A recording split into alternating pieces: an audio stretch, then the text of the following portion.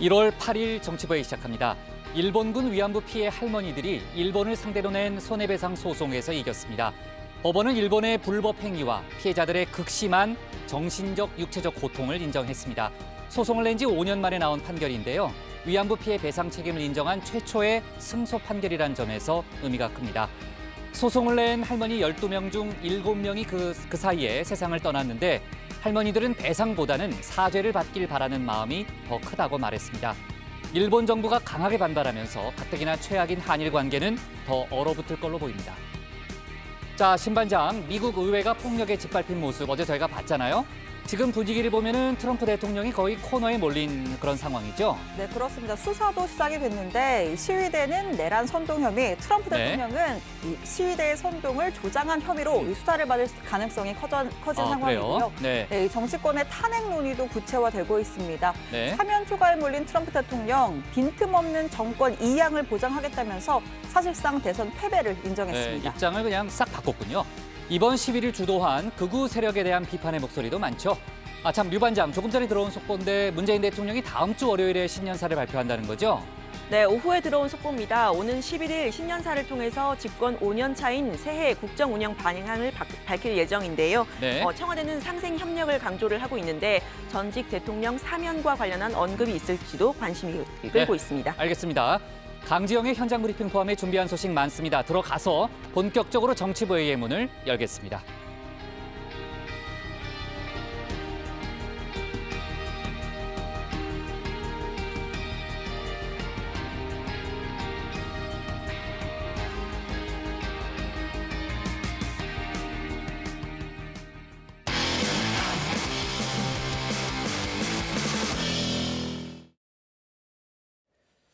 조금 전에 얘기했지만요. 우리 법원이 일본 정부에게 위안부 피해자에 대해 1인당 1억 원을 지급하라는 판결을 내렸습니다.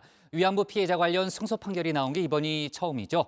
일본 정부는 우리 대사를 불러 항의하는 등 강력히 반발하고 있는데요. 아마 저희 회의 시간에 스가 총리의 입장도 아마 나올 가능성이 있어 보입니다. 류정화 반장이 관련 소식 자세히 정리해봤습니다. 저는 이제 저 하늘나라 할머니들한테 가서 제가 할 말이 있습니다. 모든 우리 할머니들은 제가 오래 살면서 이기고 왔는 거는 제가 아닙니다. 모든 분들, 여러분들이 이렇게 도와주시고 이기게 해주신 거고 했는데 역시 그게 또한 우리 대한민국 법 그 판사님들이 너무 고맙고 사랑스럽고 뭐라고 떨리고 기뻐서 말할 수가 없습니다. 일본 정부가 위안부 피해자들에게 배상하라는 법적 판결이 오늘 처음으로 나왔습니다. 고 배춘희 할머니를 포함한 12명의 위안부 피해자가 일본 정부에 제기한 민사소송 결과입니다. 우리 법원은 피해자 할머니들이 제기한 1인당 1억 원 요구를 완전히 받아들였고 소송 비용도 일본 정부가 지급하라고 했습니다. 상상하기 힘든 고통에 시달리고 피고에게 사과도 받지 못했다면서 위자료는 원고가 청구한 1억 원 이상이라고 본다고 했습니다. 그동안 일본 정부를 대상으로 한 소송은 여러 번 있었지만 판결이 선고된 건 이번이 처음입니다. 이번 판결에 대해서 일본은 항소하지 않겠다고 밝혔기 때문에 이 1심 판결은 그대로 확정이 됩니다. 일본군 위안부 문제에 새로운 지평을 연 역사적인 승소를 환영한다. 피해자들의 절박한 호소에 성심껏 귀 기울여 인권의 최후보루로서 책무를 다한 대한민국 법원의 판결을 진심으로 환영한다. 이번 판결에서 주목할 점 크게 두 가지입니다. 첫 번째는 국가 주권 면제를 인정하지 않은 겁니다. 국가 주권 면제는 한 국가가 외국의 재판에서 피고가 될 수 없다는 국제법 규정인데요. 그러니까 일본이라는 나라가 외국인, 한국인 재판정에서 피고가 될 수 없다는 겁니다. 일본이 그동안 견지해온 논리이기도 하죠. 하지만 우리 법원은 이를 배척했습니다. 위안부 피해자는 이 논리의 예외 사례라고 본 겁니다. 그러니까 일본이 위안부 피해자들에 대한 반인권적인 불법 행위를 했고 또 피해자의 인권이 국가 주권보다 우선이라고 판단한 겁니다. 이 사건은 피고에 의해 계획 조직적으로 광범위하게 자행된 반인도적 행위로 국제 강행 규정을 위반한 것으로 판단된다. 그러므로 국가 면제는 적용하기 어렵다고 보는 것이 상당하다. 피고에 대해 재판권을 행사할 수 있다. 네, 두 번째는 이겁니다. 그동안 한일 관계 위안부 문제 논의에 빠지지 않았던 게 바로 1965년 한일 청구권 협정이랑 2015년 한일 위안부 합의입니다. 우리 법원은 이 두 가지 합의에서 위안부 피해자들의 손해배상 청구권이 포함됐다고 보기가 어렵고 청구권이 소멸됐다고 보기도 어렵다고 했습니다. 그러니까 일본 측이 늘상 말해오던 입장, 이미 너희 정부가 합의한 거 아니냐, 다 해결된 거 아니냐, 이런 합의와 해결에는 이 피해자 개인들의 손해배상 청구권이 포함되지 않았다고 본 겁니다. 일본 정부가 제기할 반론에 대해서까지 미리 우리 법원이 판결을 내린 겁니다. 그런데 일본군 위안부 피해 할머니들은 그때 전혀 논의조차 되지 않았습니다. 예? 그러니까 당연히 손해배상 청구 소송을 받아야 돼요. 판결 선고해서 배상을 받아야 되는 겁니다. 네, 너무나 반가운 소식이지만 이 결론에 이르기까지의 과정은 파란만장했습니다. 이번 판결, 고 배춘희 할머니가 처음 이 문제를 들고 법원에 찾아간 지 약 7년 5개월 만에 나왔습니다. 2013년 8월 고 배춘희 할머니를 포함한 피해자 12명은 일본이 우리를 속이거나 강제로 위안부로 차출했다면서 법원에 1인당 1억 원 위자료 청구 조정 신청을 냈습니다. 하지만 일본 정부 조정 신청서 수령도 거부했고 조정 기일에 출석하지도 않았습니다. 그러는 사이에 고 배춘희 할머니는 세상을 떠났습니다. 조정 신청이 받아들여지지 않자 2016년 1월 법원의 정식 손해배상 청구 소송으로 전환됐습니다. 일본 정부는 역시 주권 면제, 한마디로 우리는 소송의 당사자가 될 수 없다고 주장하면서 관련 서류를 받지 않겠다고 했죠. 4번의 변론 기일에도 역시 참석하지 않았습니다. 일본 정부의 방해만으로 부족했을까요? 이 과정에서 양승태 전 대법원장 시절의 법원 행정처가 이 소송을 기각하거나 각하해야 한다, 이렇게 개입한 정황이 나오기도 했습니다. 그리고 바로 오늘 처음으로 일본 정부의 책임을 인정한 법적 판결이 나왔습니다. 생존 피해자는 5명, 실시간으로 선고의 결과를 지켜봤다고 합니다. 할머님들은 사실은 뭐 배상에 크게 이렇게 막 의미를 두진 않으세요. 왜냐하면은 뭐 본인 살 날이 얼마 남지 않았다. 배상보다는 이제 사죄랑 그 일본 정부가 이 문제를 이제 계속해서 자국민들한테 알려서 이런 전쟁 범죄가 없길 바라는 마음이 더 크시지, 이걸 뭐 돈에 그렇게 큰 연연하진 않으십니다. 네, 일본 정부의 입장 어떨까요? 즉각 판결을 수용할 수 없다면서 강한 유감을 표시했습니다. 국제법상 주권 면제의 원칙을 부정했다는 겁니다. 한일 간 청구권 문제는 이미 다 해결됐다는 우리가 익히 알고 있는 입장을 내놨습니다. 일본 정부는 남관표 주일 한국 대사를 불러서 강하게 항의했습니다. 일본 정부는 국제법 원칙을 어겼기 때문에 항소할 생각도 없다고 했습니다. 国際法上の主権免除の原則から日本国政府が韓国の裁判権に服することは認められず、本件訴訟は却下されなければならないとの立場で累次にわたり表明をしてきたところであります。韓国が国家として国際法違反を是正するために適切な措置を講ずることを強く求めていきたいと思います。 일본 언론들은 이번 판결로 한일 관계가 더욱 악화될 수밖에 없다고 전망했습니다. 2018년 강제징용 관련 대법원 판결을 일본이 받아들이지 않으면서 이미 한일 관계는 나빠질 대로 나빠진 상태죠. 당시의 판결의 대상은 일본 제철 그리고 미쓰비시 중공업 같은 일본 기업이었는데 이번에는 일본 정부를 직접 대상자로 하고 있기 때문에 갈등이 그때보다 더 심해질 수 있습니다. 이번 판결 역시도 일본 정부가 배상에 응하지 않을 경우에 피고 측의 자산 압류 절차로도 이어질 가능성이 있는데요. 피고, 그러니까 일본 정부의 재산이라면 일본 공관, 즉 대사관도 포함이 될 수 있습니다. 사태 해결에 나서야 할 일본 스가 총리, 당장 코앞에 닥친 문제가 많습니다. 연일 심화되는 코로나 확산세 속에서 어제는 도쿄도 등 수도권에 긴급 사태를 선포했죠. 도쿄올림픽이라는 거대한 과제를 200일 앞두고 지지율이 급락하면서 고전을 면치 못하고 있습니다. 皆さんこんにちは。カースーです。どうぞよろしくお願い申し上げます。 네, 이런 가운데 양국 정부는 오늘자로 새 대사를 정식 임명했습니다. 주일 대사는 정치권 대표 일본통 강창일 전 의원입니다. 강 대사는 오늘 판결이 가진 의미는 매우 크다면서 양국 관계 정상화를 위해 혼신의 노력을 다하겠다고 했습니다. 일본 정부는 아이보시 주 이스라엘 대사를 오늘자로 발령했습니다. 아이보시 대사는 앞서 4년 2개월간 한국에 근무한 적이 있습니다. 한류 팬으로도 전해지는데요. 한일 양국이 해법을 찾을 수 있을까요?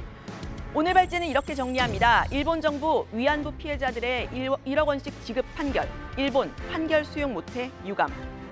네, 소송만 따져도 지금 5년 넘어서 이제 오늘 의미 있는 판결이 나왔고요. 재판부도 상당히 고심을 많이 했을 겁니다. 아까 그 판결 취지를 보니까요. 거기에 또 아주 명문이 많이 들어있더라고요. 네.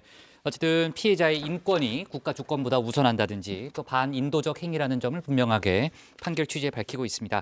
자, 오늘 판결은 이제 사법부가 내린 판결이고 관련해서 정부의 입장도 오후에 속보로 들어와 있죠. 네, 그렇습니다. 우리 정부는 법원의 판단을 존중하고 위안부 피해자들의 명예와 존엄을 회복하기 위해 노력하겠다라고 했습니다. 또 2015년 12월 한일 정부 간의 위안부 합의가 양국 정부의 공식 합의라는 점을 상기하고 있고 이 판결이 외교 관계에 미치는 영향을 면밀히 검토해서 양국 간의 건설적이고 미래지향적인 협력이 계속될 수 있도록 하겠다고도 했습니다. 네, 앞서 이제 류 반장이 자세히 설명했지만요. 위안부 피해자에 대한 일본 정부의 법적 책임을 처음으로 인정했다. 이게 이제 오늘 판결에 상당히 의미가 있는 부분인데 그동안 소송은 많았지만 결과가 이렇게 나온 건 처음인 거죠? 네, 그렇습니다. 우리나라뿐 아니라 해외에서도 그간 소송이 있었는데요. 먼저 1991년부터 93년 사이에 일본 법원에 제기한 4건의 소송이 있었는데 모두 원고가 패소를 했습니다. 2000년도에는 미국 법원에서도 그 한국과 중국, 대만과 필리핀 출신 피해자 15명이 소송을 제기했지만 여기서도 청구가 기각이 됐습니다.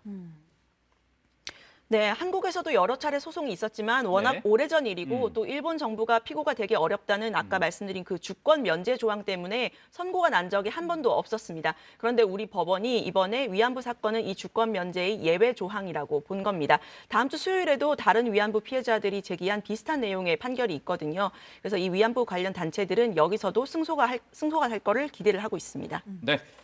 자, 일본 정부의 입장 아까 잠깐 나왔고요. 또 스가 총리가 얘기를 한다 해도 어떤 얘기를 할지는 대충 짐작이 됩니다. 당연히 이제 한일 관계 그동안 이제 악화돼 있는데 이번 사건으로 인해서 한일 관계는 더 좀 멀어질 수밖에 없겠죠. 네, 그렇습니다. 우리가 국제법을 어겼기 때문에 재판 자체가 인정이 안 된다는 주장인데요. 그래서 항소도 아예 안 한다는 거고요. 지난번 강제징용 판결과는 달리 이번엔 피고가 일본 정부 당사자이기 때문에 더 파장이 클 것으로 보입니다. 일본 외무성 차관 우리 대사를 불러서 강하게 항의를 했습니다. 우리로서는 이번 판결이 한일 양국 관계에 바람직하지 않은 영향을 미치지 않고 해결될 수 있도록 가능한 노력을 하겠다는 이야기를 했고 또 이러한 해결을 위해서는 무엇보다도 차분하고 절제된 양국 간의 대응이 필요하다는 점을 강조했습니다.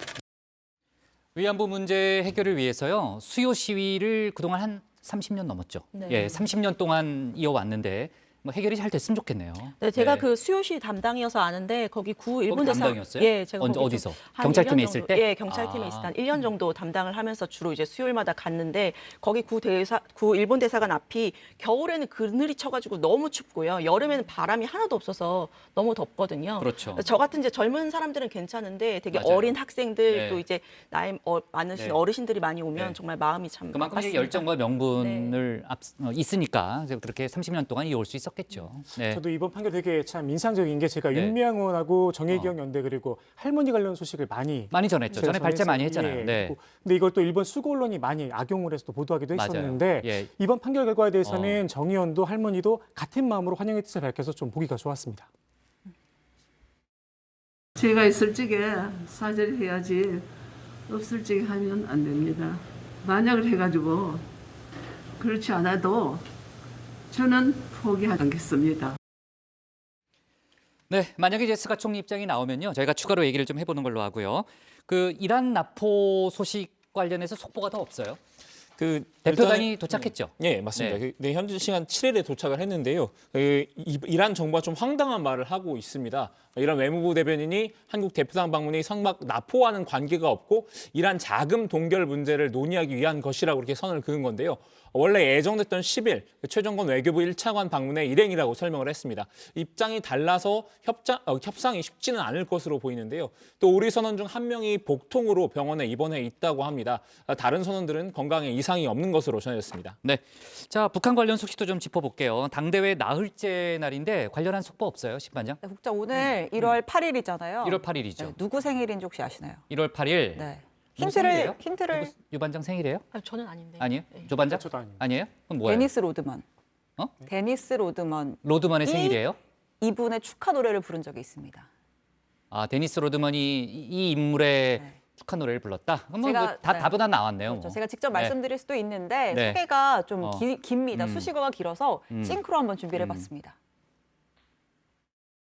조선노동당 위원장이시며 조선민주주의인민공화국 국무위원장이시며 조선민주주의인민공화국 무력 최고 사령관이신 우리 당과 국가 무력의 최고領導자 김정은 동지께서 네, 바로 방금 보신 그 인물 김정은 북한 국무위원장의 생일입니다. 그래서 준비했습니다. 지금부터 이 시각 뉴스룸 이어갑니다. 아, 이 시간 것으로 또 나와요? 네. 김정은 위원장의 생일이자 당대회 4일차인 오늘도 북한은 제8차 당대회를 이어가고 있습니다.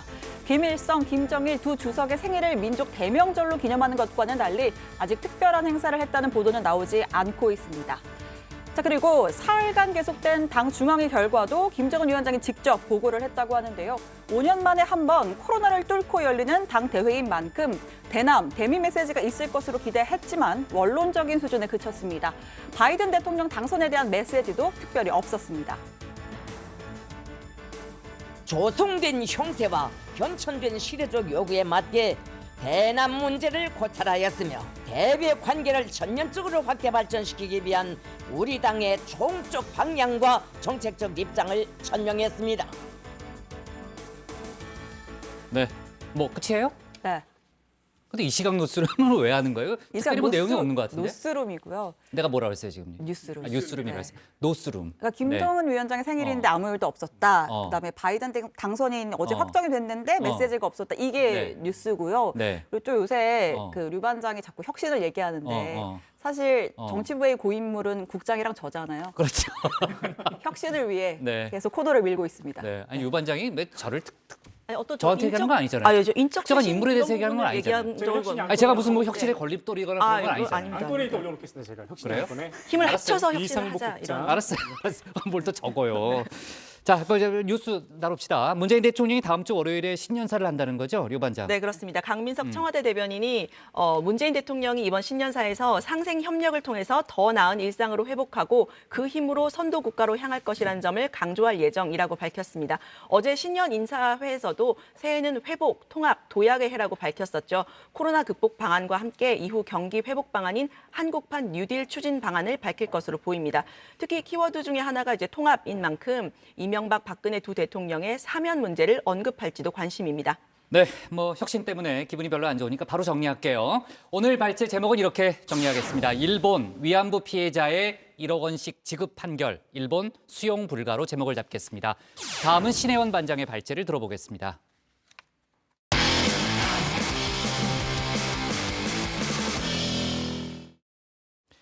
어제 미국 의회 폭력 사태 이후에 후폭풍이 거셉니다. 트럼프 대통령 책임론이 커지는 가운데 트럼프 대통령은 질서 있는 정권 이양을 하겠다. 이렇게 입장을 바꿨습니다. 관련 내용을 신혜원 반장이 정리해봤습니다. 네, 신반장이 전하는 글로벌 뉴스 신세계. 자, 방금 전 이 시각 뉴스룸과 지난번에 했던 이 시각 중동룸에 이어서 자, 오늘은 이 시각 미국룸으로 준비를 해봤습니다. 좀 심각한 소식이죠. 미 현지 시간 6일 오후 2시 20분 대선 결과에 불복하는 트럼프 대통령의 극렬 지지자들이 미국 민주주의의 상징인 국회의사당을 점령했습니다. 이 충격적인 영상 전 세계로 생중계됐습니다. 미 역사상 가장 어두운 날, 취임을 앞둔 조 바이든 대통령 당선인은 이렇게 한탄했습니다.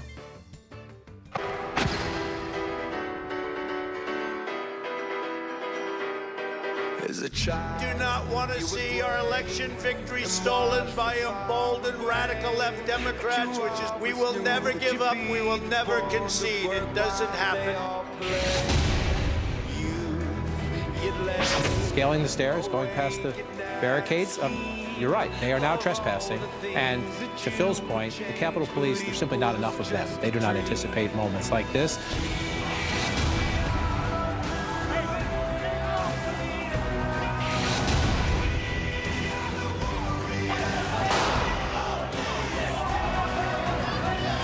I haven't felt that way in over 15 years since I was a ranger in Iraq and Afghanistan. I had a pen in my pocket that I could use as a weapon. 지금 날이 저물었는데도 트럼프 지지자들이 의회 앞을 벗어나지 않자 경찰 병력이 초록탄을 쏘면서 본격적인 해산에 나섰습니다.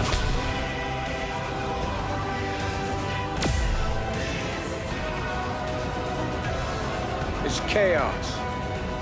Orders on sedition. And it must end now.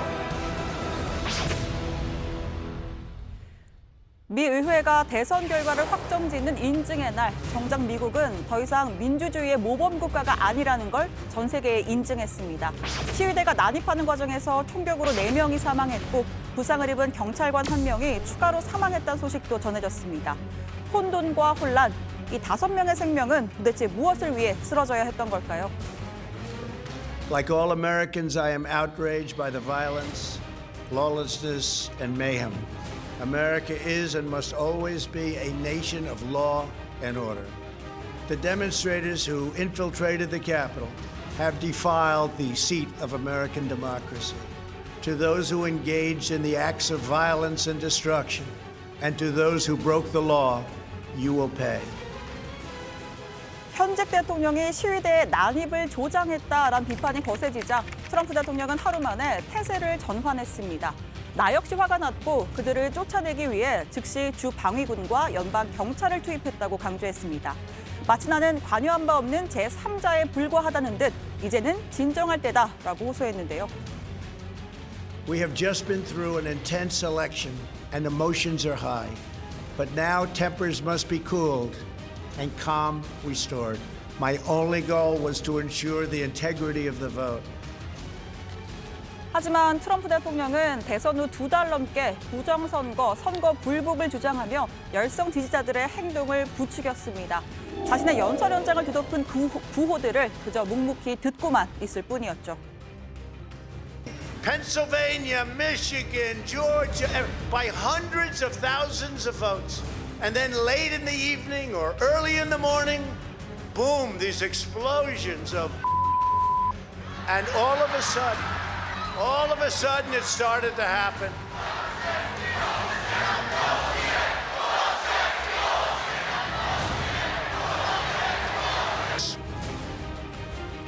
사법당국의 수사도 시작됐습니다. 경찰은 폭동에 가담한 시위대 수십 명을 CCTV에 찍힌 사진과 함께 이렇게 공개 수배했습니다. 주동자는 트럼프 행정부에서 급성장한 극우단체 일원들로 파악됐는데요. 자, 먼저 스스로를 샤먼, 그러니까 점성술사라고 칭하는 제이크 앤젤리라는 인물입니다. 이렇게 얼굴에 페인트를 칠하고 털모자와 뿔이 달린 헬멧을 쓴 채 의사당에 난입했습니다. 극우 음모론 신봉단체 QAnon의 멤버이자 트럼프 지지 시위 단골 참석자라고 합니다. 자, 또 다른 극우단체죠. 프라우드 보이스의 멤버 닉 옥스는 의사당에서 담배를 피우는 자신의 모습을 본인의 트위터에 올렸고요. 또 베이크드 알라스카라는 예명으로 활동하는 이 남성, 의사당 난입 상황을 무려 25분 동안 온라인으로 생중계했습니다. 자, 마지막으로 낸시 펠로시 하원의장 책상에 마치 점령군처럼 발을 올려놓은 이 사람, 총기 옹호단체 리더인 리처드 바넷이란 사람입니다. 책상 위에 있던 편지까지 챙기고선 25센트짜리 동전을 봉투값이라고 던지고 나왔다고 합니다. 자, 수사에서 트럼프 대통령도 예외일 순 없습니다. 시위대에는 내라는 모 반란 혐의를, 그리고 트럼프 대통령에겐 폭동 선동 혐의를 적용해서 조사를 할 것으로 보입니다. 자, 그래서일까요? 이제 와서 엎질러진 물을 주워 담겠다고 나섰습니다. Now Congress has certified the results. A new administration will be inaugurated on January 20th.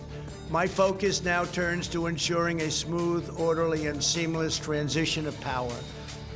This moment calls for healing and reconciliation. 자, 트럼프 대통령은 이번 대선에서 7,400만 장이 넘는 표를 얻었습니다.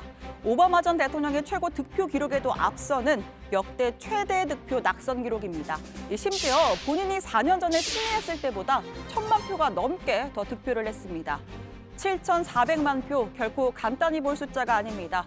재임 4년간 펼친 여러 기행에도 불구하고 절반에 가까운 미국 유권자에게 한 번 더 맡길만 하다라는 평가를 받은 겁니다. 역사 이름을 남긴 수많은 정치인들이 한결같이 공과 과 논쟁에 휩싸이듯 트럼프 대통령도 그렇게 논란의 인물로 남겨질 거라 생각했습니다. 하지만 그는 끝까지 불복을 부추기면서 미국의 민주주의 정신을 훼손했고 자신을 지지한 7,400만 명의 기대도 함께 무너뜨렸습니다. This wasn't protest, this was anarchy last night. And I'm a single mom. I'm the first Republican woman elected to Congress from South Carolina. But the rhetoric that I was seeing online on social media, this is un-American and it's wrong. 이제는 민주당은 물론 공화당에서도 트럼프가 임기를 마치게 해서는 안 된다, 끌어내려야 한다라는 주장이 터져나옵니다. 미국에서 현직 대통령을 물러나게 하는 방법은 수정헌법 제25조 발동과 탄핵소추안 추진 등 두 가지인데요. 먼저 수정헌법 제25조는 대통령의 직무수행 불능과 승계 문제를 규정한 조항입니다. 대통령이 면직, 사망, 사임 등으로 그 직의 권한과 의무를 수행할 수 없다고 판단이 되면 부통령이 직무를 대행하도록 했습니다. 의회의 요구에 펜스 부통령은 아직 답을 하지 않고 있는데요. 그러자 민주당은 두 번째 방법 탄핵까지 고려 중입니다. 권력 남용 혐의가 담긴 탄핵 초안을 만들어서 회람했습니다. President has committed an unspeakable assault on our nation and our people. If the Vice President and Cabinet do not act, the Congress may be prepared to move forward with impeachment. 트럼프 대통령의 임기는 딱 12일 남았습니다. 오는 20일에 바이든 당선인의 취임식이 열리는데 그때 트럼프 대통령은 플로리다에 있는 자신의 마러라고 리조트에 가 있을지 논의 중이라고 합니다. 일단 임기를 완주할 수 있을지부터 고민해야 할 것 같은데요. 오늘 청와대 발제 이렇게 정리하겠습니다. 트럼프 질서 있게 정권 이양할 것, 임기 무사히 마칠까? 네, 트럼프 대통령 임기가 이제 12일밖에 안 남았는데 그 12일이 트럼프 대통령한테는 상당히 고통스러운 시간이 될 수도 있을 것 같습니다. 아까 이제 신 반장도 얘기했지만 지금 수사받을 수도 있고요. 또 탄핵안이 지금 초안까지 나왔잖아요. 그 12일 내에 하여튼간에 명예롭게 퇴진시키진 않겠다는 그런 입장이니까요. 트럼프 대통령으로서도 상당히 좀 코너에 몰렸다 이렇게 볼 수 있는데 글쎄요, 그래서인지는 몰라도 오늘은 완전히 입장을 바꿨네요, 류 반장. 네, 궁지에 몰린 트럼프 대통령이 뒤늦게 좀 사퇴 수습에 나섰습니다. 대선 패배를 사실상 처음으로 공개적으로 인정하고 또 폭력 사태와 자기는 관련이 없다 이렇게 선을 그은 건데요. 트위터를 통해서 낸 백악관 명의의 영상 메시지에서 의회가 선거 결과를 인증했다. 나는 매끄럽고 질서 있고 원활한 권력 이양을 보장하는 데 초점을 맞추고 있다고 말했습니다. 대선을 치른 지 65일 만에 사실상 승복 의사를 밝힌 겁니다. 또 그 의사당 난임 사태를 언급하면서 모든 미국인처럼 나도 폭력 불법에 분노한다. 시위대 당신들은 민주주의를 더럽혔다 이렇게 비판을 했습니다. 전날까지만 해도 시위대를 향해서 위대한 애국자, 이 날을 영원히 기억하라 이렇게 옹호한 것을 생각하면 혹시 트위터 계정이 해킹을 당한 건가 이런 생각이 들 정도로 정반대의 모습인데요. 그러면서 우리를 하나로 묶어주는 사람과 충성의 신성한 유대를 되살려야 한다면서 대통령으로 봉사한 것은 제 평생의 영광이었다 이렇게 덧붙이기도 했습니다. 2020 has been a challenging time for our people. A menacing pandemic has upended the lives of our citizens and claimed countless lives. Defeating this pandemic and rebuilding the greatest economy on earth will require all of us working together. It will require a renewed emphasis on the civic values of patriotism, faith, charity, community, and family. 네, 그러니까 아까도 얘기했지만 이제 임기가 12일밖에 안 남았지만 정말 단 한순간도 보기 싫다. 지금 이제 정치권에서는 트럼프 대통령에 대한 여러 가지 이제 방안을 지금 강구하고 있는 거죠. 네, 맞습니다. 민주당은 물론이고요. 트럼프 대통령의 지지 기반인 공화당 내부에서도 그런 주장이 제기가 됐습니다. 네. 애덤 킨징어 공화당 하원 의원이 이렇게 말을 했는데요. 트럼프 대통령이 미국 국민과 의회를 보호해야 할 의무를 저버렸다고 비판을 했고요. 그다음에 민주주의를 위해서 수정헌법 25조를 발동해야 한다고 말했습니다. 그러니까 트럼프 대통령의 직무를 정지해서 퇴진시켜야 한다는 얘기입니다. 네, 자 아까 이제 수정헌법 25조죠? 25조 맞죠? 25조하고 그다음에 이제 탄핵 얘기를 했는데 만약에 이제 수정헌법 25조가 발동이 되면 펜스 부통령이 대통령직을 승계하는 거죠? 맞습니다. 일단 네. 25조를 발동을 하려면 네. 펜스 부통령과 내각의 과반수 동의가 필요합니다. 펜스 부통령이 대통령이 직무 수행할 수 없다 이런 서한을 작성해서 상원 의장에게 보내는 절차를 밟아야 하는데요. 네, 그러면 이제 펜스 부통령의 입장이 중요하잖아요. 네. 네, 어때요? 입장이 뭐예요? 그러니까 원래는 사실 펜스 부통령이잖아요. 트럼프 대통령의 최측근이자 맞아요. 오른팔이었지만 막판에 갈라졌잖아요. 그렇습니다. 네. 대선 이제 불복 전국에서는 입장이 갈라섰습니다. 네. 이 펜스 부통령이 현재까지는 이 수정헌법 발동에 반대하고 있다라는 미국 언론 보도가 있기는 합니다. 이 트럼프 대통령 임기가 채 2주도 안 남은 상황에서 이 수정헌법까지 발동을 하면 현재 워싱턴의 혼동 상태를 억제하기보다는 더 가중시킬 수 있다는 겁니다.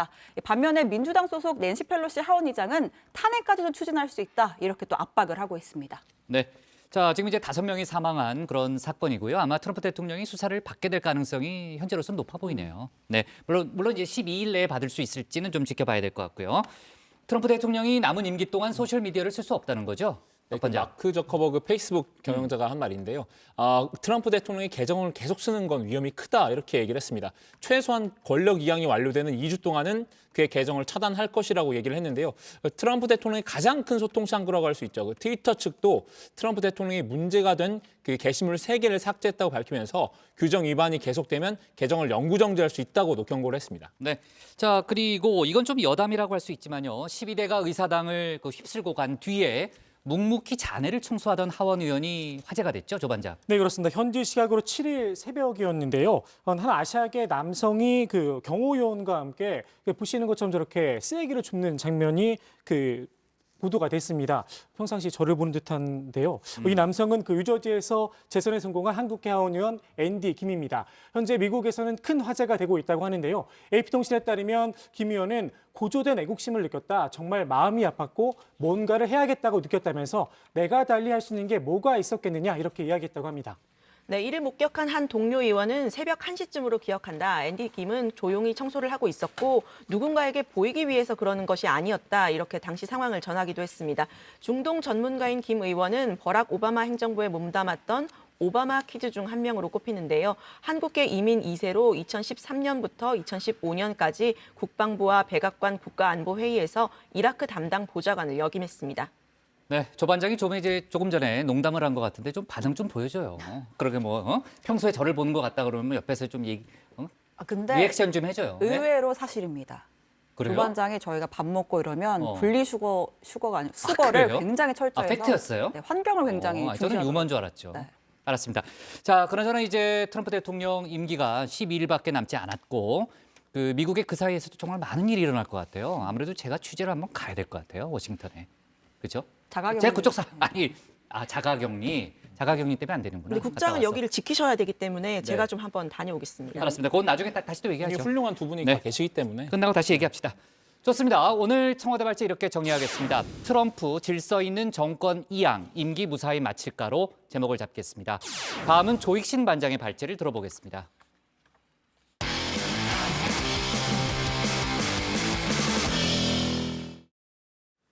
조금 전에 국회가 본회의를 열고 아동학대 방지법과 중대재해처벌법을 통과시켰습니다. 앞서 여야가 시한을 못 받고 합의 처리를 약속한 법안들이죠. 예정대로 국회 문턱은 넘었지만 과연 제대로 된 논의가 이루어졌는지에 대해서는 논란이 일고 있습니다. 관련 내용을 조익신 반장이 정리해봤습니다. 국회가 오늘 새 첫 본회의를 열고 민생 법안들을 처리했습니다. 정인이의 안타까운 죽음으로 관련 입법이 잇따랐죠. 아동학대 방지법도 본회의를 통과했습니다. 앞서 법사위는 그동안 발의된 아동학대 방지 법안 18건을 하나로 병합해서 심사를 했는데요. 구체적인 법안 내용은 이렇습니다. 우선 아동학대가 신고되면 즉각적인 조사와 수사 착수를 의무화했습니다. 앞서 경찰은 3차례나 정인이 관련 신고를 묵살했었죠. 이를 예방하기 위한 조치입니다. 또 경찰관과 아동학대 전담 공무원이 현장 조사를 할 때 출입 가능한 장소를 확대했습니다. 또 피해 아동의 즉각 분리 등 응급 조치 시 가해자의 주거지나 자동차 등에 출입할 수 있는 권리도 명문화했습니다. 현장 전문가들 사이에서 졸속 입법이란 지적이 있었죠. 아동 범죄에 대한 형량을 강화하는 방안과 2회 이상 학대 신고 시 즉시 부모와 분리하는 투아웃 제도는 일단 빠졌습니다. 형량을 올려버리면 피해자 입장에서는 재판 과정에서 굉장히 힘든 엄중한 입증 책임을 지게 돼요. 아동을 분리했을 때 갈 수 있는 장소는 72개밖에 없다. 이게 엄청난 문제인 거거든요. 법사위는 18건의 법안 심사를 단 3시간 만에 뚝딱 끝냈는데요. 아동학대 방지 법안 지난 6월에도 쏟아져 나왔었습니다. 당시엔 9살 소년이 여행용 가방에 감금이 됐다 목숨을 잃은 사건이 있었는데요. 법안 제안 이후에 사회적 공분이 커지고 있다 이렇게 명시까지 했었습니다. 공분이 너무 일찍 사그라들었나 봅니다. 법안만 내놓고 여야는 반년 동안 단 한 차례도 심사를 하지 않았습니다. 단 3시간이면 충분했을 일을 말입니다. 고 김영균 씨 어머니가 오늘로 29일째 단식 농성을 벌였죠. 중대재해기업처벌법 제정을 촉구한 건데요. 오늘 국회에서 중대재해기업처벌법이 아닌 중대재해처벌법이 통과가 됐습니다. 그동안 국회에 제출됐던 5건의 법안 모두 법안명에 이렇게 기업이 명시가 돼 있었는데요. 오늘 통과된 법안 이름엔 기업이 빠졌습니다. 중대재해처벌 등에 관한 법률안 대안은 가결되었음을 선포합니다. 이번에 통과된 중대재해법, 기업 대표자의 책임을 강화하는 내용을 주로 담고 있지만 장관과 지자체장도 함께 책임을 묻게 돼 있습니다.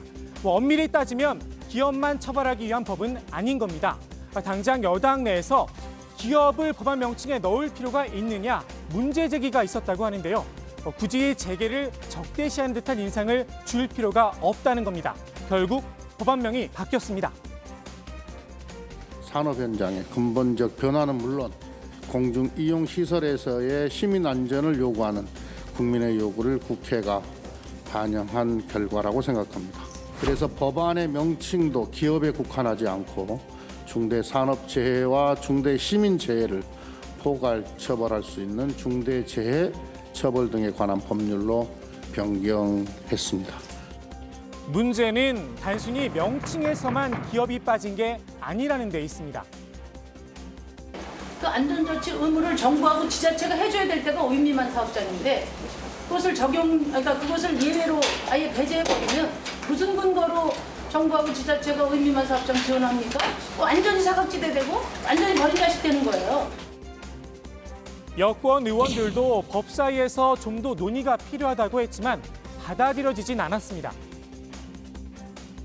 오인미만 사업장의 해방적 의무를 좀 강화하자 이런 의견이 나왔는데 이거에 대해서는 좀 반영을 하신 다음에 해야 되지 않겠습니까? 네, 그걸 반영하려고 양 간사들께서 노력을 많이 하셨는데 이 동의가 안 되어서요. 김용균 씨 어머니 끝내 주저앉아 눈물을 보였습니다. 한 해 오인미 이하 사업장에서 400명이 죽어나갑니다. 이것들을 계속 죽이겠다는 겁니다. 어떻게 용납을 할 수 있습니까? 절대로 유족들을 허용할 수 없습니다. 어떻게 그 사람들 죽음은 가벼이 여기고 노동계와 재계 양측의 반발을 받고 있죠. 더불어민주당은 오늘도 여야 합의로 중대재해법을 처리했다는 데 의미를 뒀습니다. 어려운 법안을 여야 합의로 마련했다는데 일단 의미를 두고 싶습니다. 부족하지만 중대재해를 예방해 노동자의 생명과 안전을 지키는 새로운 출발로 삼고 앞으로 계속 보완 개선해 가기를 바랍니다. 다만 이런 생각도 듭니다. 보완 개선해 가기를 바라는 게 아니라 하겠다고 하는 게 더 자연스럽지 않았을까요?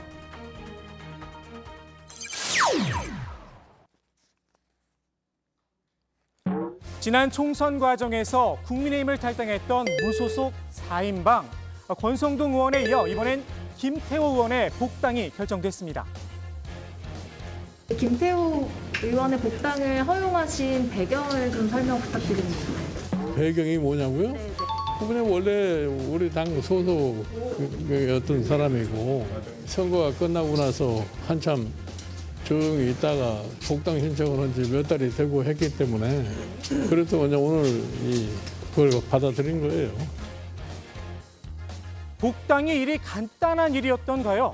분명 지난 총선 땐 이런 이야기까지 나왔었는데 말입니다. 당원 당규를 개정했어라도 영구 입당 불허 등의 강력한 조치를 취하고 무소속을 돕는 당원들도 해당 행위로 중징계를 내릴 것입니다. 아쉬운 의석수 때문인가 싶은 생각도 드는데요. 앞서 이은재 전 의원도 복당을 신청했었죠. 이 전 의원의 복당권은 아예 논의조차 하지 않았다니 말입니다. 이게 배지 없는 서름인가 싶은데 국민의힘 설명은 조금 달랐습니다. 이 전 의원은 한마디로 대표적인 천박한 정치인이라면서 국민의힘이 하수 처리장은 아니라는 겁니다. 이른바 윤석열 혈서 사건을 대표적인 사례로 꼽기도 했는데요. 이 전 의원의 20대 국회 활약상 조금 남다르긴 했습니다.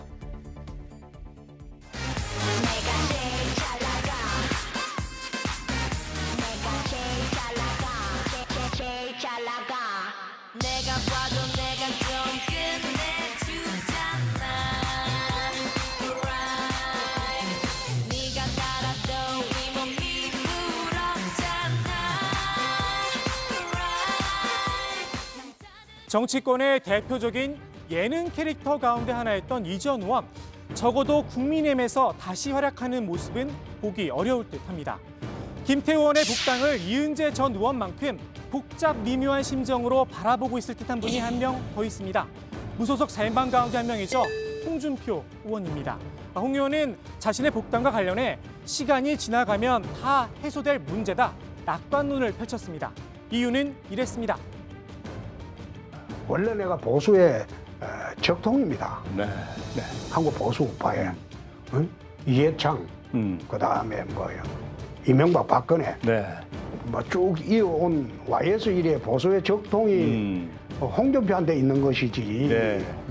그리고 보수 우파의 적통이 내가 적장자인데 적장자 내치고 서울들이 모여가지고 횡포 부린다고 해서 국민들이 그걸 믿어주겠습니까? 본인의 탈당은 외출에 불과하다는 신박한 논리도 내놨습니다.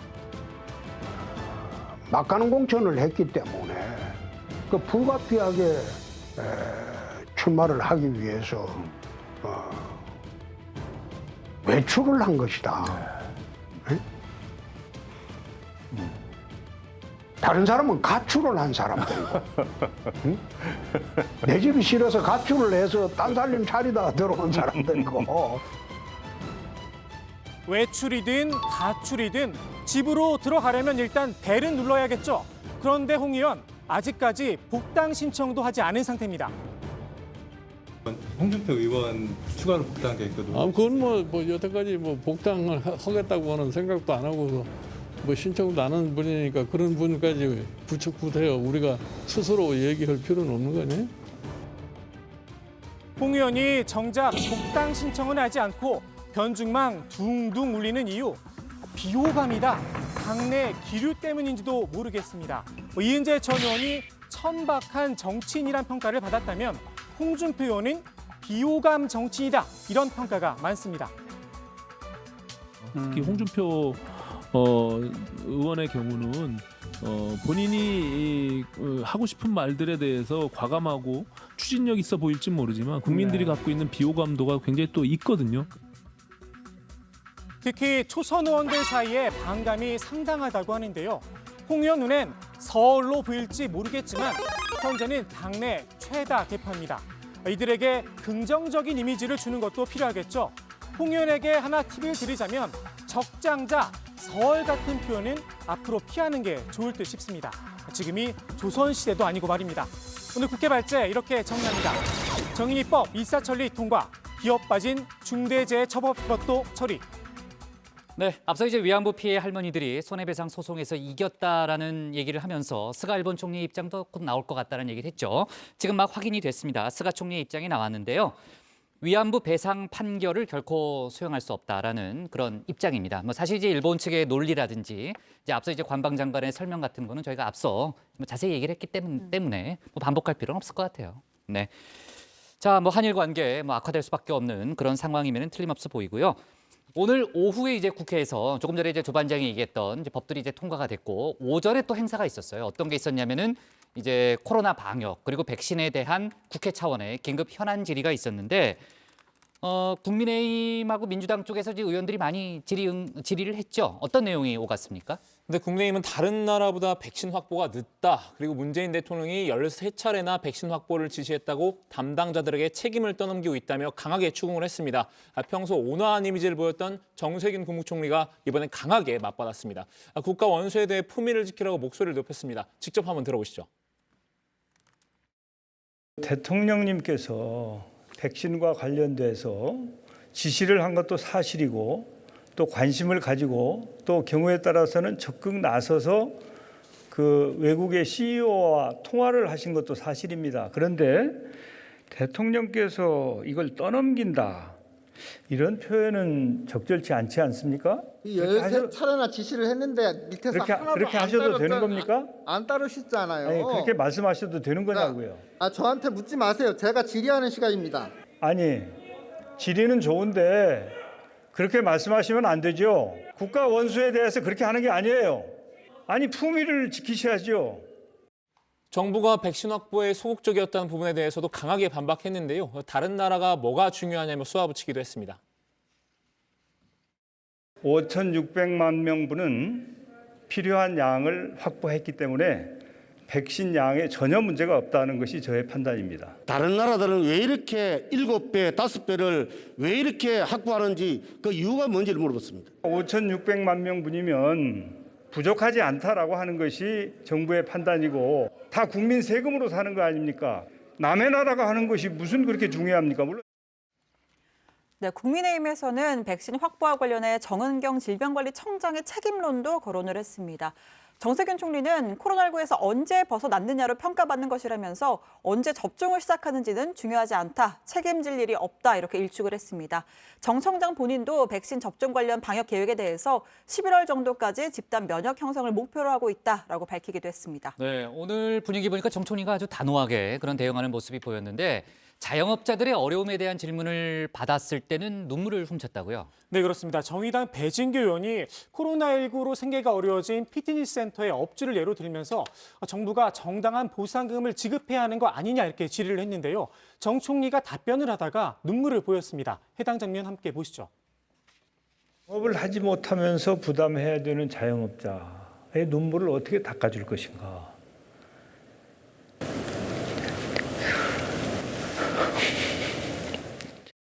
정말 힘든 일이죠. 또 실질적인 임대료 지원을 못할 이유가 없지 않겠습니까? 정 총리는 정당한 보상을 하는 게 온당한 판단이지만 정부로서도 법과 제도에 맞는 내용이 없어서 대책을 내놓지 못하고 있다며 관련해서 국회에서 입법 발의가 이어지고 있는 걸로 알고 있다 이렇게 답변을 했습니다. 네. 자, 오늘 이제 긴급 현안 질의였기 때문에 코로나 사태와 관련된 여러 가지 이제 질문이 나왔는데 역시 이제 집단 감염이 벌어졌던 동부구치소 관련한 질문도 많이 나왔죠. 네, 동부구치소의 집단 감염에 대해서는 야당은 물론이고 여당에서도 좀 질타의 목소리가 나왔는데요. 정세균 총리는 정부가 관리하는 구치소에서 확진자가 발생한 것에 대해서 국민께 송구하게 생각한다면서 앞으로 그런 일이 재발하지 않도록 최선을 다하겠다면서 고개를 숙였습니다. 정은경 질병관리청장도 코로나19 특성이 무증상이 많고 발병 이틀 전부터 전염력이 있어가지고 14일 격리만으로는 유입 차단에 한계가 있었다는 문제점을 인지했다 이렇게 인정을 했습니다. 네, 지금 이제 국민의힘에서는 추미애 법무장관의 책임론을 또 거론하고 있잖아요. 아침 또 추 장관이 오늘 국회 법사위에 출석했죠. 네, 추 장관이 법사위에서 국민께 송구하다 이렇게 거듭 사과를 했습니다. 다만 책임론에 대해서는 분명하게 선을 그었는데요. 추 장관은 당시에 할 수 있는 적절한 조치를 했다. 초기 대응에는 이상이 없었다라고 했습니다. 또 지난해 11월 27일 직원 한 명이 최초로 확진이 된 뒤에 밀접 접촉자에 대한 검사를 지시했고 전원 음성이 나왔다면서 방역 당국의 지침에 따른 것이라 적절한 조치가 아니었다라고 할 수가 없다 이렇게 해명했습니다. 즉각적인 격리를 하지 않아서 골든타임을 놓쳤다 이런 지적에 대해서도 방별로 분리하는 것 외에 공간 분리가 제대로 되지 않는 특수한 상황이었다며 근본적인 원인은 수용 인원이 과다한 것이다 라고도 했습니다. 밀집, 밀접, 밀폐 등 3밀에 취약한 건 전국 교전설이 다 겪는 문제라는 주장입니다. 네. 자, 오늘 오전에 열렸던 이제 코로나 관련 기급 현안 질의 내용을 좀 짚어봤고요. 오후에 이제 국회 본회의가 열려서 관련 법안들을 이제 통과시킨 거죠. 예, 조 반장이 아까 이제 관련한 내용 다 설명했으니까 네. 그건 뭐 반복 안 해도 되겠죠. 네. 네. 좋습니다. 오늘 국회 발제 이렇게 정리하겠습니다. 정인이법 일사천리 통과, 기업 빠진 중대재해처벌법도 처리로 제목을 잡겠습니다. 다음은 박준우 반장의 발제를 들어보겠습니다.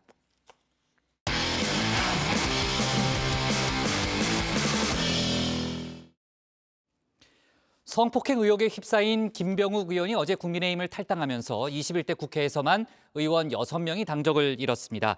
그러니까 개별 의원이 일단 탈당부터 하고 당은 논의를 멈추는 구조가 반복되고 있는 거죠.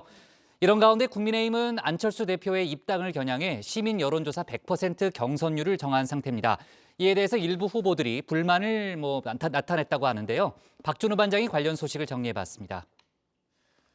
당에 부담을 주지 않기 위해 탈당하겠다. 결백을 밝힌 후 돌아오겠다.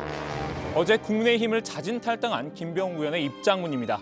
근데 이 문구 데자뷰인가요? 어디서 많이 들어봤던 것 같죠?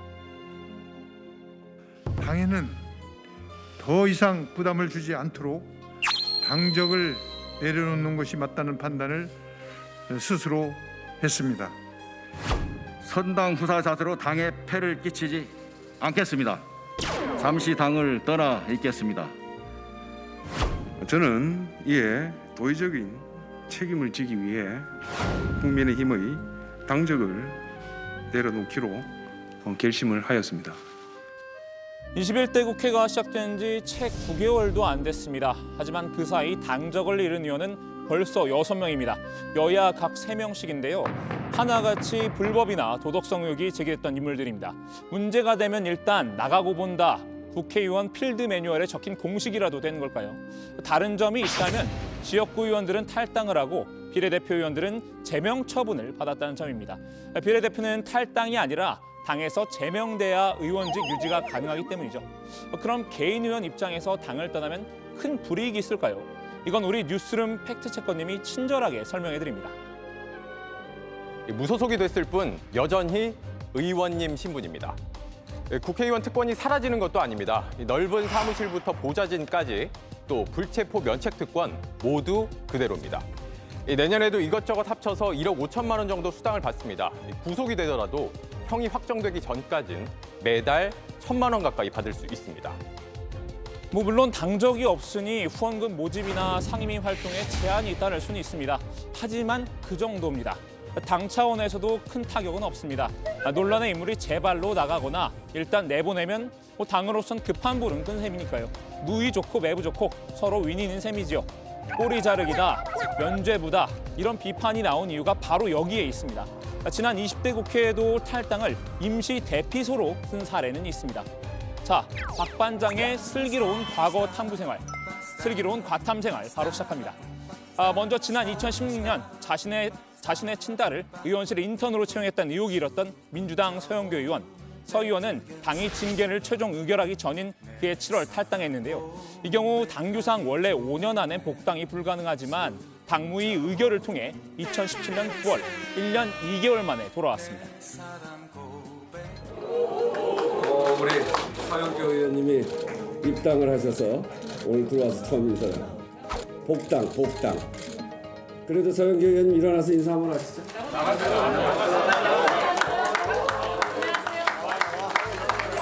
뜨거운 박수 다시 한번 부탁드립니다. 여러 가지 일들이 많았습니다. 더 많이 단단해지고 또 더 많이 저를 돌아도 보았습니다. 네, 2019년 1월에는 목포 투기 의혹이 제기된 손혜원 전 의원이 민주당을 탈당했는데요. 당시 원내대표였던 홍영표 의원이 탈당 기자회견까지 함께 나와 끝까지 손 전 의원을 감싸기도 했었죠. 당으로서는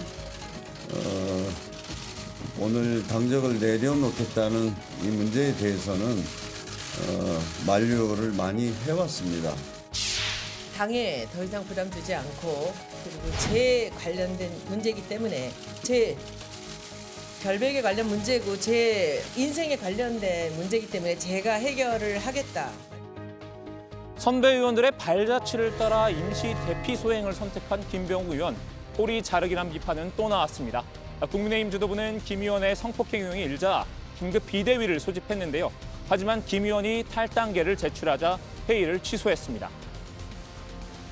난 그런 거에 대해서 내가 구체적으로 뭐 들고 싶은 생각도 없으니까 별로 그렇게 들은 바는 없어요. 본인이 국회의원 되기 전에 일어난 일에 대해서 자기는 사실이 아니라고 생각하는데 그 당에 부담을 줄 것 같은 생각이 드니까 아마 본인 스스로가 탈당을 한 거라고 생각을 해요. 소속 의원의 성폭행 논란이 지속되면 국민의힘으로서는 보궐선거에 악영향을 미친다고 판단한 듯합니다. 이번 국민의힘 보궐선거 전략은 민주당 소속 전임 서울 부산시장의 성범죄를 부각하는 성범죄 정당 책임론이기 때문인데요. 이제 탈당했으니 더는 신경 쓰지 않고 싶은 것 같습니다. 하지만 기회를 놓칠 여당이 아닙니다. 곧바로 포문을 열었습니다. 민주당 전국여성위원회가 성명을 내고 탈당하면 그만이냐는 그런 꼬리 자르기는 후진 정치의 전형이라고 비판한 건데요. 민주당 최인호 수석 대변인도 국민의힘의 비대위 소집 취소 문제를 삼았습니다. 또 진상조사에 착수하고 문제가 있다면 고발 조치를 하는 게 도리라고 했는데요. 여기서 억울한 사람이 한 명 더 나타났습니다. 바로 민주당 소속 성남 분당을 김병욱 의원입니다. 많은 분들이 나를 어떤 분으로 오해를 하는데 나는 그 사람이 아니야. 아니 근데 원래 여러 가지 동명인의 비애라고 해야 할까요? 때 아닌 성추문에 한바탕 곤욕을 치렀습니다. 동료 의원의 문제라 가급적 언급을 자제할 생각이었는데 피해가 너무 큽니다. 특히 제 지역구 주민들께서 너무 당황하고 계십니다. 그분은 국민의힘 소속이고 저는 더불어민주당 소속입니다. 제 지역구는 분당이고 그분은 포항입니다. 논란은 논란이고 국민의힘은 얼마 남지 않은 보궐선거에 집중하는 모양새입니다. 그야말로 선거 머스트 고온 모드죠. 우선 경선 룰부터 확정 지어버렸습니다. 오늘 국민의힘 공천관리위원회는 예비 경선에서 당원 투표 20%, 시민 여론조사 80%를 반영한 뒤 본 경선은 시민 여론조사 100%로 하는 방안에 대해서 공관위원 전원 만장일치로 의결하였습니다. 본경선을 당원 투표 없이 시민 여론조사 100%로 하겠다는 건 결국 국민의당 안철수 대표의 입당 후 경선을 겨냥한 건데요. 지난 6일 새 인사 겸 안 대표를 만난 김종인 비대위원장. 이 자리에서도 국민의힘에 입당할 게 아니면 더 이상 얘기할 게 없다. 국민의힘에서 출마할 생각이 있으면 언제든지 연락하라고 말했다고 합니다. 당의 이런 분위기에 강한 반감을 드러낸 후보도 나왔습니다. 서울시장 출마를 선언한 김선동 전 의원입니다. 1등만 기억하는 잘못된 경선판으로 되돌아가고 있다고 지적을 했는데요.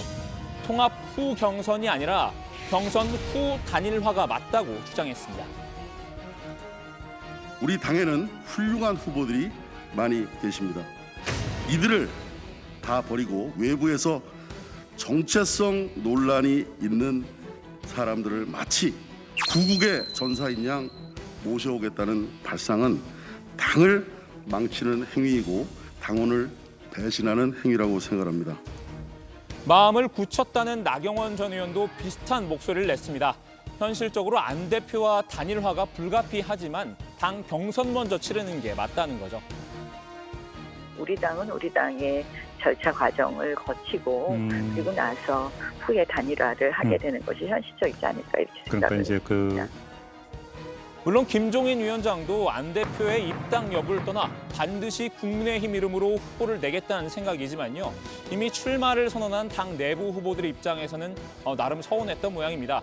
안 대표도 국민의힘 입당에 대해선 여전히 유보적인 태도를 보이고 있는데요. 일단은 김 위원장과 눈치 게임을 하면서 정책 선거에 집중할 것으로 보입니다. 야권이 계속 단일화하니까 이제는 여권에서도 단일화란 말이 나왔는데요. 아직까지는 민주당의 유일한 서울시장 출마 선언 후보죠. 우상호 의원은 열린민주당 김진애 의원과 단일화해야 한다는 입장을 밝혔습니다. 우리 세력이 힘을 합해야 한다고는 큰 대의에 대해서는 동의하시는 것으로 저는 전해 듣고 있습니다. 가장 좋은 답은 통합이고요. 통합이 안 될 경우엔 단일화를 추진하는 것으로 그렇게 가야 되겠죠. 열린민주당과의 당대당 통합은 민주당 내에서도 공감대가 크지 않은 상황이긴 한데요. 후보 단일화는 여당으로서도 고려해볼 법한 제안이죠. 두 민주당의 결정은 앞으로 지켜봐야 할 것 같습니다. 오늘 야당 발제 이렇게 정리합니다. 21대 국회는 탈당이 대세, 안철수 입당 노린 경선 룰에 국민의힘 내부 반발. 네, 국민의힘 김병욱 의원이 어제 탈당했고요. 오늘도 이제 그 민주당 쪽에서 아까 얘기했던 대로 이제 문제 제기를 하는 그런 속보가 나왔는데 김 의원의 입장은 어떤 거예요? 일단 뭐 입장을 살펴보기 전에 뭐 그동안에 있던 사건 개요를 좀 순서대로 좀 제가 정리를 좀 해드리겠습니다. 아니 입장부터 들으면 안 돼요? 왜? 그 국장이 질문을 막 왜곡해서 하면 어떻게? 국장 이게 소식도 좀 고여 있을까 봐. 아 그래요? 알았어요. 예, 알았어요. 그래서 이게 복지부 등의 일환입니다. 아 좋아요. 예, 좋아요. 지난 6일이었죠. 그 유튜브 채널 가로세로 연구소가 김 의원이 보좌관 시절인 2018년 10월 경북 안동의 한 호텔에서 다른 의원실 인턴 비서를 성폭행했다 이런 의혹을 제기했습니다. 피해자의 직접 증언이 아니고 제3자의 목격담 형태의 제보를 받았다는 건데요.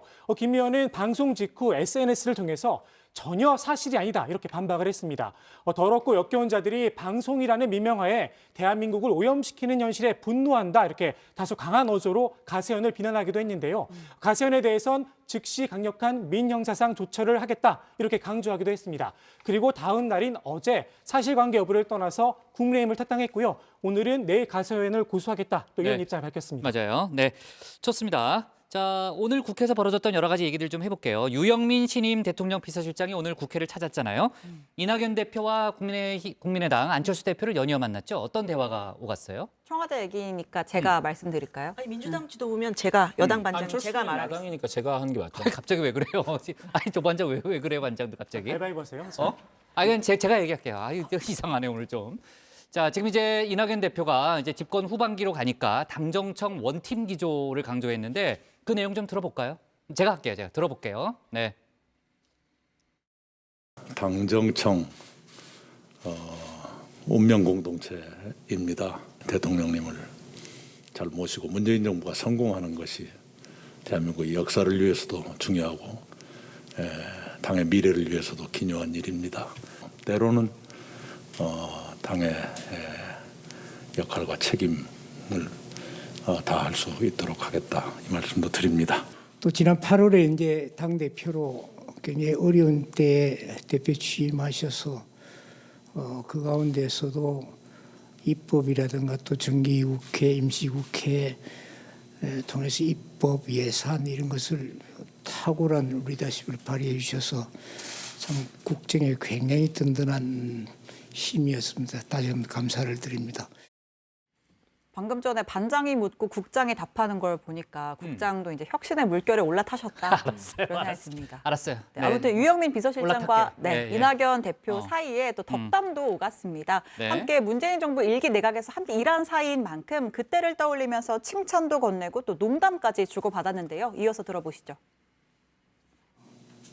대표님께서 저보고 밤의 총리라고 이야기해서 굉장히 오해도 많습니다만 사실은 제가 술을 거의 전혀 못합니다. 그럼에도 장관들끼리의 소통이라는 게 굉장히 중요하기 때문에 문재인 정부 1기 내각을 함께 했었습니다만 그때 보면은 이 장관들 번개팅 335 갑자기 소집도 하시고 어떤 때는 정기적으로 전원을 다 모으게 하기도 하시고 그랬는데 그때마다 맹활약을 하셔서 그것 때문에 제가 밤의 총리다 이런 별명을 붙여드렸는데 실은 술을 못 마신다는 거 오늘 처음 들었습니다. 저는 아주 투주불사이신 줄 알았어요. 네, 유영민 실장은 안철수 대표도 만났는데요. 한번 들어보시죠. 우선 대통령님의 눈과 귀가 되는 역할을 해주시기를 기대를 합니다. 어느 한쪽에 그 치우친 그런 의견들이 아니라 전 국민들의 그 의견들을 잘 대통령께 전달하는 그런 역할들 기대를 하겠습니다. 대통령의 눈과 귀 그 부분은 꼭 명심을 하겠습니다. 우리 미래의 어떤 산업도 있고 한데 특히 안철수 대표님께서 정치권뿐만 아니고 정치를 통해서 그런 부분에 큰 역할을 해주시리라고 저도 많이 돕겠습니다만은 그런 쪽에 많이 지도를 좀 해주셨으면 부탁을 드리겠습니다. 네, 야당 발제 이렇게 정리하겠습니다. 21대 국회 제명 탈당 6명째 민주당 게시판 대권 경쟁 조기 점화로 제목을 잡겠습니다. 다음은 강지영 현장반장의 현장 브리핑을 보겠습니다. 안녕하세요. 현장 브리핑의 강지영입니다. 코로나 숨은 감염자를 찾기 위해서 전국적으로 선제 검사가 이루어지고 있습니다. 특히나 고위험군에 속해 있지만 검사를 받기 힘든 상황에 놓여 있는 시민들을 위해서 찾아가는 이동식 선별진료소도 운영이 되고 있는데요. 한파경보가 내려진 강추위 속의 이곳의 현장 상황은 어떨까요? 직접 알아보겠습니다. 찾아가는 이동식 선별진료소가 뭔가요, 구체적으로? 거동 불편이나 교대 근무나 불규칙한 근무로 인해서 보건소나 임시 선별검사소에서 검사를 받기 어려운 그 단체나 시설을 대상으로 그 접근이 용이한 인근 공터에 그 찾아가는 임시 선별 진료소를 마련해서 선제 검사를 적극적으로 지원하고 있습니다. 코로나 감염 위험에 노출된 택시기사들은 차로 계속 이동해야 하는 근무 환경상 검사소에 가기 쉽지 않았는데요. 기사들이 차를 정비하거나 식사하는 곳에 선별진료소가 세워지면서 보다 편리하게 검사를 받을 수 있게 됐습니다. 얼마 전 택시기사분이 확진되면서 굉장히 논란이 됐었잖아요. 걱정되진 않으세요? 네, 항시 걱정이 앞섰는데 일과 시간에 쫓기기 때문에 근접해 있는 선별진료소가 있기 때문에 마음이 놓이는 것 같습니다. 서울은 한파경보가 내려지면서 영하 10도를 밑도는 강추위가 이어지고 있습니다. 저도 장갑을 끼고 있지만 손끝에 감각이 느껴지지 않을 정도로 굉장히 추운 날씨인데요. 이렇게 매서운 한파에도 이곳을 찾는 시민들을 위해서 선별진료소 직원들과 의료진들은 추위를 견뎌내며 일을 하고 있습니다. 이거 빨개졌어요. 너무 춥지 않으세요? 무서워요. 저 핫팩이랑 다 붙이고 일하고 있는데 손이 너무 시려가지고 장갑도 얼어가지고 잘 안 껴지고. 저는 약간 노하우가 생겨가지고 그래도 괜찮은데 이 선생님은 처음 나오셔가지고 너무 고생하시고 있으신 것 같아요. 혹시 노하우가 그 모자인가요? 모자도 있고 막 옷도 한 4겹 입고 안에 핫팩도 한 2개 붙이고. 표정들이 그래도 밝으세요. 다들 다 힘들게 일하시고 다 같이 고생하시는 거라서 여기 안은 더 춥거든요. 냉장고 같이 되어 있어요. 왜요? 공기가 안 돌아가지고 더 찬 공기가 있어서 안에 의사 선생님이 더 추우신 것 같아요. 추위 때문에 더 힘드실 것 같아요. 계절마다 해봤는데 겨울이 지금 너무 추워가지고 다 얼어서 지금 알코올도 얼고 소독도 잘 안 되고 이래서 좀 어려워요. 팔을 계속 밖에 빼놓고 있어야 되는 상황인 거잖아요. 네네. 더 추울 것 같아요, 손이. 그리고 이거 소독을 하면 그 알코올 때문에 더 차갑기도 한데 발이 지금 얼어가지고 그게 더 시급한 문제입니다. 서울시에 따르면 지난달 23일부터 31일 찾아가는 이동식 선별진료소를 통해서 총 5,600여 건의 검사를 실시한 결과 물류센터, 쪽방촌 등에서 숨은 확진자 4명이 나왔습니다. 미리 검사를 하지 않았다면 이들로부터 또 얼마나 많은 사람들이 감염되었을지 모를 일입니다. 감염 시 전파력이 높은 그 집단과 시설을 대상으로 일정과 수요를 협의 중에 있습니다. 다음 주 화요일까지는 택시기사님과 요양시설 종사자 그리고 노숙인 시설 이용자를 대상으로 약 1,500명가량 검사를 진행할 예정입니다. 찾아가는 이동식 선별진료소는 반나절 또는 하루만 운영하고 있는데요. 더 다양한 곳에서 더 많은 시민들을 검사하기 위해서입니다. 다 같이 고생하니까 얼른 끝났으면 좋겠어요, 코로나가. 모든 것들이 끝나서 집에 가고 싶어요. 그래. 코로나도 끝나서. 네, 그러면 제일 좋겠죠.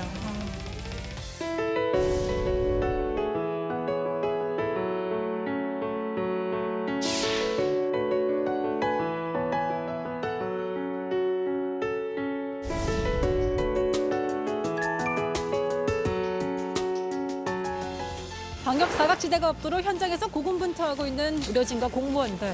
모두의 안전을 위해서 검사에 적극적으로 참여하고 방역 수칙을 잘 지켜서 올해만큼은 코로나가 없는 일상으로 돌아가기를 기대해 봅니다. 지금까지 현장 브리핑의 강정이었습니다. 최고 인기 코너 복국장의 복마크는 오늘 쉬겠습니다. 조 반장이 말을 너무 많이 해가지고 1분이 부족해요, 저희가. 여기서 끝낼게요. 자, 오늘 정치부에는 여기까지입니다. 다음 주에도 뉴스가 많으니까요. 반장들 회의 준비 잘 해오고요. 저희는 다음 주 월요일 저녁 6시 20분에 다시 찾아뵙겠습니다. 네, 일주일 동안 수고 많았어요. 고생하셨습니다. 다음 주 월요일부터 뭐 바로 일정이.